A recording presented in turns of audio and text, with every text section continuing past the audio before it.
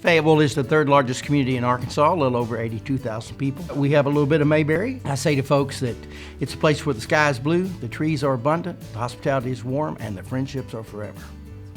We have stood on the shoulders of Walmart. Its headquarters is just 23 miles away from my office. On the shoulders of Tyson's, the largest protein company in the world. Its office is about 11 miles from my office. On the shoulders of J.B. Hunt, which is one of the largest corporate trucking companies in the world. And that helped us do a lot of great things, but we're now in a new century and a new generation. And not only do we have to continue those things, but we have to produce it in a way that's new and beneficial to this new century. And so in the 21st century for economic development, if we don't have clean, efficient energy usage, we don't have a good mix, because we're not going to throw everything out and replace it with something else. We're too diverse a country to make that happen. But because we're diverse and you're a coal-producing state doesn't mean that you don't get to play. It just means your role changes.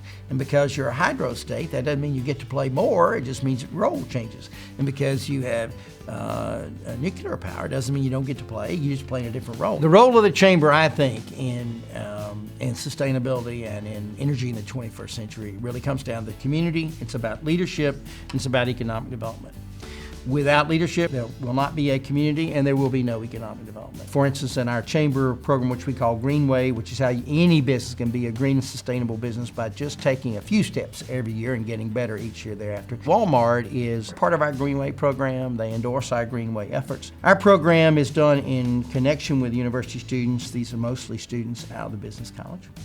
And we have about 38, 40 businesses now, and it's growing steadily. So we often will take businesses, existing and people who think they'd like to be a Greenway business, on a tour of Pinnacle Foods with, they have about 450 employees. So how can an organization that large be a green business? Then we go to a hair salon that has 4, and how can a business that size be a Greenway business? As a chamber, what we do is every one of those businesses is a Greenway business, is promoted in everything we print or publish electronically or otherwise with paper.